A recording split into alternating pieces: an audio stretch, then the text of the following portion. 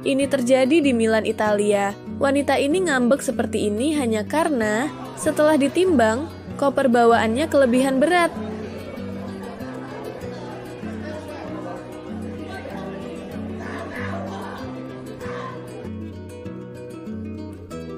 Yang ini terjadi di Malaysia. Warga Tionghoa Malaysia meminta pasangan dari China untuk antri. Mereka menolak dan memulai pertengkaran mulut. Banyak turis China ketika keluar negeri dianggap tidak punya tata krama karena mereka tidak diajari atau apa yang mereka lakukan di dalam negeri China sudah mereka anggap benar. Saya katakan inilah budaya komunis. Setelah nilai-nilai tradisi, etika dan prinsip telah dihilangkan oleh Partai Komunis China atau PKC, beginilah jadinya. Selama dan sesudah revolusi kebudayaan di China tahun 1960-an, beginilah perilaku yang diciptakan oleh PKC di sana. Berperilaku seperti preman dan dianggap normal di China. Dan sayangnya mereka juga anggap seluruh dunia juga begini. Hal-hal biasa seperti menunggu giliran, antri, bersikap sopan di tempat umum, jujur, rendah hati. Tidak ada pada orang-orang yang sudah dicuci otaknya oleh budaya PKC. Contoh lainnya, di Malaysia, seorang turis China terlibat konflik dengan pemilik kios durian. Turis ini menolak membayar setelah mencicipi buah duriannya. Dia mengklaim bahwa duriannya tidak enak rasanya, walaupun dia sudah habiskan semuanya.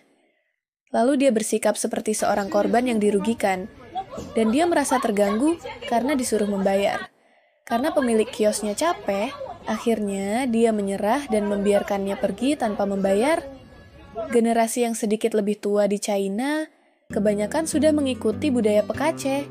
Karena ketika masa revolusi kebudayaan, mereka saat itu masih sangat berusia muda dan tidak pernah mendapat pengajaran sopan santun. Karena hal-hal tradisi baik seperti sopan santun tabu untuk dibicarakan karena dianggap oleh budaya PKC sebagai budaya lama yang harus disingkirkan. Tentu saja, generasi sesudah itu akan hanya mengikuti apa yang sudah menjadi lazim di sana, menjadikan seluruh masyarakatnya seperti itu. Juga di China, jika Anda bersabar menunggu giliran, maka Anda akan tersingkirkan dari jalur kesuksesan, karena kesuksesan didapatkan dengan cara merebut. Beginilah prinsip cara berpikir mereka. Juga inilah mengapa sopan santun tidak ada di kamus mereka. Contoh lainnya lagi, turis dari China ini menyerobot antrian di toko yang sangat terkenal di Pavilion Bukit Jalil di Malaysia. Dan video yang ini, turis China buang air besar di tempat umum. Kejadiannya di Jepang, waktu itu mereka memprotes hanya karena toilet umumnya sedang rusak. Jadi dia buang air besarnya di toko, tanpa rasa malu.